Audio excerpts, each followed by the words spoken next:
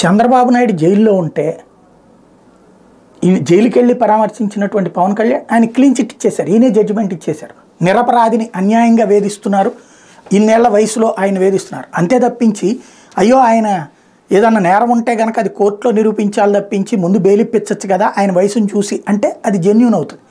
అట్లా కాకుండా చంద్రబాబుని అరెస్ట్ చేయడం, ఆయన నిరపరాధి, ఆయన ఏ దుర్మార్గానికి పాల్పడ్డు, ఆయన ఏ అవినీతికి పాల్పడ్డు, నిజాయితీ పరుడని సర్టిఫికేట్ ఇవ్వడం పవన్ కళ్యాణ్కే చెల్లింది. కానీ ఇప్పుడు అదే పవన్ కళ్యాణ్ ఒకప్పుడు పరిటాల రవి గుండు కొట్టాడు అన్నప్పుడు తెలుగుదేశం పార్టీ ఖండించలా, పైగా చిరంజీవి అమ్ముడుపోయాడు అన్నటువంటి సందర్భంలో తెలుగుదేశం పార్టీ ఏం ఖండించాలి, వాళ్ళ నాయకులే మాట్లాడారు. ఇప్పుడు చూడండి ఎలాంటిది కీలకమైనటువంటి స్టేట్మెంట్లు, నోరు మెదుపుద్దేమో చూడండి తెలుగుదేశం పార్టీ. నెంబర్ 1, పవన్ కళ్యాణ్కి ముఖ్యమంత్రి లేదు, డిప్యూటీ సీఎం కూడా నా చంద్రబాబు నాయుడు ఆలోచిస్తారు అన్నటువంటి లోకేష్ మాటలకి ఏమన్నా సమాధానం ఉందా చంద్రబాబు గారి నుంచి? సైలెంట్.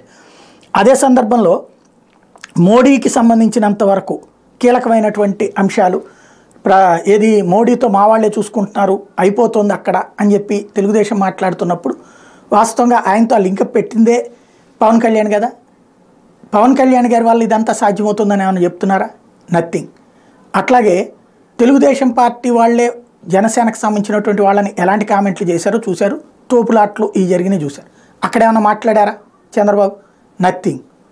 అంటే జనసేనని సోషల్ మీడియా ద్వారా తిట్టినా, మెయిన్ మీడియా ద్వారా తిట్టినా తెలుగుదేశం స్పందించదు. బట్ తెలుగుదేశంకి ఏదైనా సమస్య వస్తే పవన్ కళ్యాణ్ స్పందిస్తారు. ఎవరెవరి కోసం పనిచేస్తున్నారో ఎవరికి అర్థం కాదు.